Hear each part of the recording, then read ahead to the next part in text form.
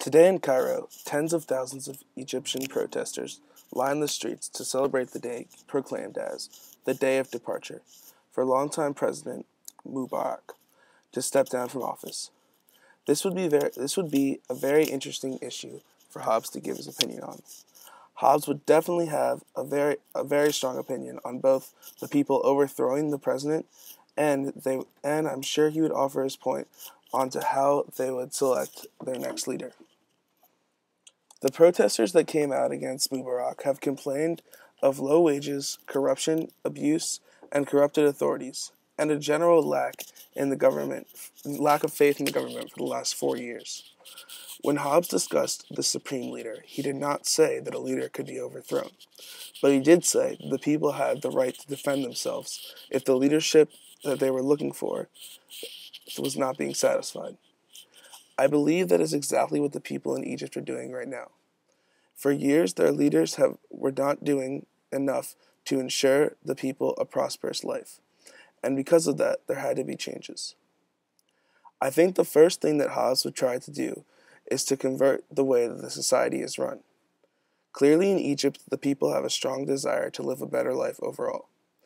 In no way is Egypt the perfect society, so I feel that the first thing that would have to be addressed is that the entire society would have to accept that their most important goal should be the entire society being peaceful.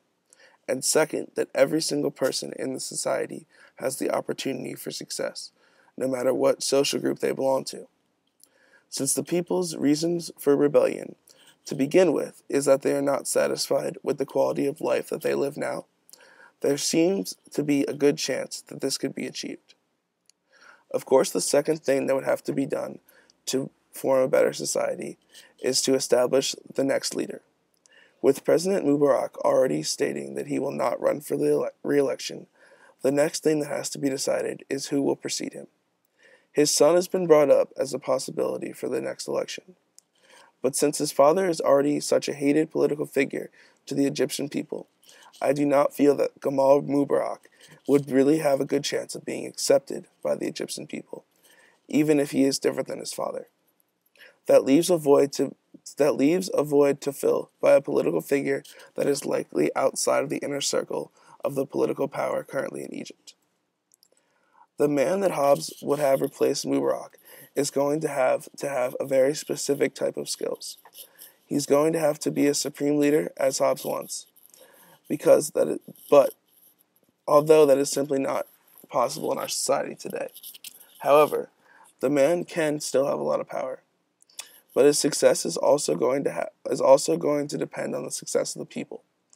Meaning that in order for the next president to retain his power as president for a long time, he must have the people in mind with every decision that he makes.